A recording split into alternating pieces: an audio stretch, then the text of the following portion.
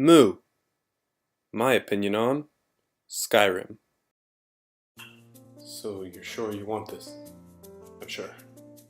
Okay, well, just let me know if I'm a little hard or anything and we can stop. I get it. This fanfiction is writing itself. Oh, hello. Shit. Okay, in my last video, while talking about Lost Odyssey, I mentioned that Skyrim isn't all it's cracked up to be. That's not saying I don't have the game, it's not saying I don't like it, I just think its quality is a bit emphasized. I'm not just saying that and then cutting the video, I have some arguments, so without further ado, here's my opinion on Skyrim. Argument 1. The story. So don't worry, I'm well aware that the story isn't the main selling point of this game. It's all about the exploration, the freedom, blah blah blah, making your own story, I get it, don't worry. It's just I think it could have been a bit more fleshed out. I mean, for a game that's all about freedom, the main story is very linear. I was ready for a branching point where all the dragons asked me to look at my inner dragon and join their forces, wreaking havoc on villages and towns, eliminating major military figures, and learning specific shouts from my dragon allies that I couldn't gain from word walls. But whatever, we'll take the story for what it is, and it's not great. It's just a classic end-of-the-world, chosen-one tale that we're all so used to. It's not horrendous, it's just okay. It serves its purpose, explaining the dragons, adding in a civil war, but it's just so basic. Do this mission, good job. Now go here and kill this. Okay, well done.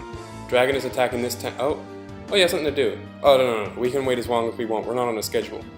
I mean, this is another issue I have. In Mass Effect 2 and 3, you put off a story-based mission long enough in favor of doing something else, and there will be consequences. This place is under attack, do something. Well, you didn't do it fast enough, they all died or got kidnapped. Your fault. In this game, you can just put everything off for as long as you want. In a game based around freedom, it's understandable, but come on. The characters in this story are beyond forgettable. I remember their roles, obviously, like Rebel Leader, Imperial Army General, and Giant World-Eating Dragon. But they're just so generic, I don't really remember that much about them, except for Paarthurnax. He was cute. I'll be first to say that most of the games I play have pretty shoddy stories, and that's even if they have stories. But you don't go into Ultimate Marvel vs. Capcom 3 expecting twists, revelations, and romance like you would with a game like this.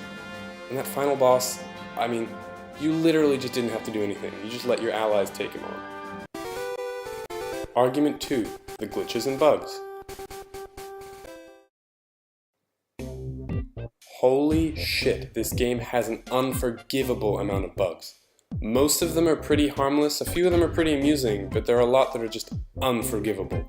I've lost items, companions, NPCs, and entire quests to these bugs. I've slaved away to get particular Daedric artifact only to have it vanish when I put it on display. Fuck! Now, I know I'm not the first to complain about this, I've seen plenty of it on the internet, but people just tend to justify it with the fact that it's a Bethesda game. Like, what kind of argument is that? That's like saying... Fuck! Dude, this Sonic game fucking sucks! Nah, dude, it's a Sega game. Really? Oh, this is pretty good then. Like, what kind of argument is that? It's not a justification. Having game-breaking bugs in your game shouldn't be a staple of your company.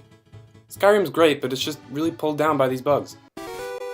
Argument 3. The side quests. This is the biggie because I'm admitting that the side quests in this game are boring and repetitive. There's supposed to be a differentiation between the 3 guilds that represent combat, magic, and sneaking. In this game, you could easily interchange the 3 quest lines between the 3 guilds, and there would not be much of a noticeable difference. I mean, the Thieves Guild was kinda different, but even then, if you got caught, there were no consequences, just fight your way out. You can get through the entire College of Winterhold quest without casting more than a few spells.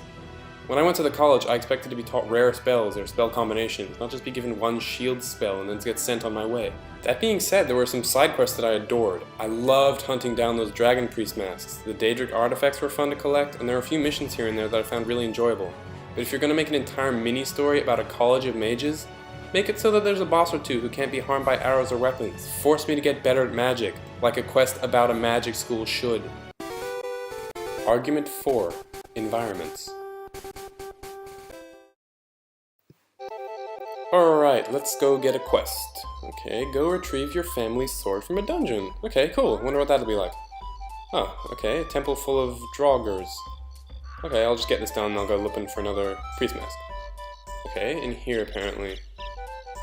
Just an old temple thing full of draugrs. Okay, I'll just keep going with the story then. Oh, okay, old temple full of draugrs. Okay, oh, let's go into this one. Oh, cool, a dwarven mine with robots. Too bad it's like every other dwarven mine with robots. Some dungeons are nearly identical to others, and it's a shame that they couldn't add more enemy variety. You fight them all in the same way, you get relatively similar rewards, and their attack patterns are pretty similar. It's fine, I'm sure the final dungeon will have some awesome surprises in store. Oh my god. Stop the presses! A fucking temple thing full of draugrs! It's not that I enjoy harping on it, I totally do, but the environmental variety in a game like Paper Mario 2 is what I was expecting here. I'm not asking for Skyrim to have a floating wrestling stadium in the sky or a posh mystery-filled train, but just a bit of variety would be nice. There are ghosts in this game, maybe a ghost town, or a mansion overrun by sentient trolls. I'm sure there are people out there with better ideas than me, but you see what I'm getting at. Now, I truly do enjoy this game. The atmosphere is fantastic in some places, and exploring is awesome. I have some great memories too, the time me, my horse, and a group of bandits team up against 2 dragons that came out of nowhere. The ability to do what you want is always welcome in any game, and the fact that they made the side quest never ending is something I really appreciate. The side aspects of this game are awesome too. The idea of owning houses is fun, the ideas of marriage, etc. But good lord is this game overrated. They have the makings of a true masterpiece in here, but there are just as many poor elements and missed opportunities. Why are the bandits and Forsworns impossible to negotiate with? They're humans, they should be open to reason. Instead of completely killing an entire fortress of bandits, why can't we trade if the player has a high enough speech skill? Just a bit of depth to handling quests would be very welcome. I cannot stress enough that I really do enjoy this game, but it could have been so much better. You know what would tie it up well? Fishing rods! Thanks for watching. You got a special someone? Thinking of popping the question? Send them this video for a guaranteed yes. Of course, you aren't limited to just this one. Go ahead and send them my other video, which you can get to if you click right here. Clicking is a pretty useful tool. Click this, or this, and some other neat stuff will happen. Go ahead and comment about something positive or negative. Doesn't even have to be about the video. Tell me about your day.